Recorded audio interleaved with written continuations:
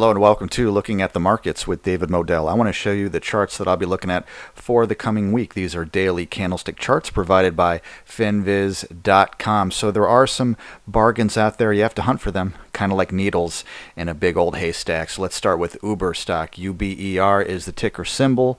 And yes, Finviz drew a symmetrical triangle here, and sooner or later it was bound to either break up or break down. It broke down, but it seems to be holding at the $24 level here, and that looks like an important level, either as resistance previously, but now as support. I'm kind of liking this one here.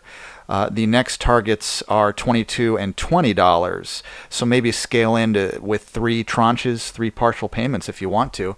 Of course, you have to make your own decisions, do your own due diligence. Don't do something just because I like it or anybody likes it. You got to decide for yourself. Micron, MU stock.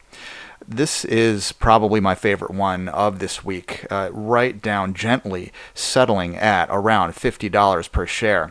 Came down there before, and then had a nice pop to 65 and now back down to 50. Could you rinse and repeat? Buy at 50, sell at 65? Possibly. Looks like 65 is pretty strong resistance here, so be aware of that. Doesn't mean you have to sell everything, but you could scale out if it gets to 65 if you bought it at 50. Just a thought. Paramount Global, PARA stock, under pressure all year long practically. This is a tough one, but if you have the guts to get in, and I mean, this is a big company, big entertainment streaming type of company. So it's something to think about. Of course, always don't just look at the chart. Look at the fundamentals, the financials, that kind of thing as well. Learn as much about the company as you can before you even consider allocating any capital to it at all. But as far as the charts go, this thing is pretty close to what looks like support at $16. It's 16 and 66 cents on Friday. So you might want to wait until it gets to $16. You could sell a put option if you want to buy 100 shares with a $16 strike price. That's another way to get in at a discount. Ford stock, F is the ticker symbol. And yeah, I would say $11 would be a pretty good price considering how much support there is at $11. Not quite there, $11.36 on Friday. So again, you could write a put option if you want to buy 100 shares, if you can afford it, or you can just buy it when it gets to when it gets to $11. If it does, who knows what's going to happen? It could bounce from here, for all I know. And yes, there is a descending triangle. That's something to be aware of. Not the most bullish technical pattern in the world, but this is one heck of a good price in my estimation, $11 for Ford stock. But again, you have to make the decision what's a good price, what's not. CCL, that is Carnival stock. And yeah, there are risks involved. Well, there are risks involved in all stocks, I suppose. Any of these could go to zero, conceivably. But Carnival is volatile historically. CCL stock. I would like this more if it gets closer to $6. Yeah, that would be good. That way you have more of a favorable reward to risk ratio at $6 compared to almost $8 here. Yeah, and be aware there is pretty strong resistance here historically at $11. Look how many times this thing hit its head against $11. Many data points for that. So let's say if you buy around $6 if it gets there, and then sell at 11 or start to scale out at $11, you did pretty well for yourself, I'd say. Costco stock, COST is the ticker symbol. Finviz did not draw a line at 460, but they could have, and it's around 460, or it was on Friday, 462 and change. And it looks like it's starting to calm down. Yeah, it was selling, and then it stopped for a few days in a row, including some tough days for the markets. It held up.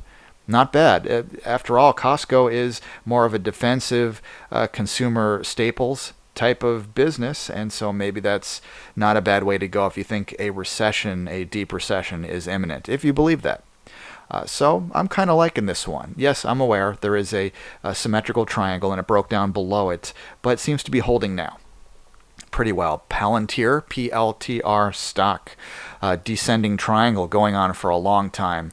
It was practically inevitable that it would break up or break down from that triangle. It broke down, now seems to be holding kind of sort of near 6, right? 6 and change on Friday. Yeah, I kind of like this just because it's so cheap. Check out the company, learn about Palantir if you're interested in cybersecurity, that type of thing. The company has both private sector clients and government clients, and so this is one to look at this price. So yeah, it broke down below the descending triangle. I'm aware of that, but it seems to be holding kind of okay near 6. That's not a bad price in my estimation. Palo Alto Networks, PANW stock, down to, well, it seems like there's support way down here at 140. Closed at 141 and change on Friday. Bounced off of 140 here, bounced off of it here. Now it's down there again. There are no guarantees, okay? Support is not like a concrete hardwood floor, all right, where there are no guarantees of a bounce here. It could keep falling, but that's a pretty good price, I'd say, for Palo Alto Networks stock, PANW, near 140. Not bad.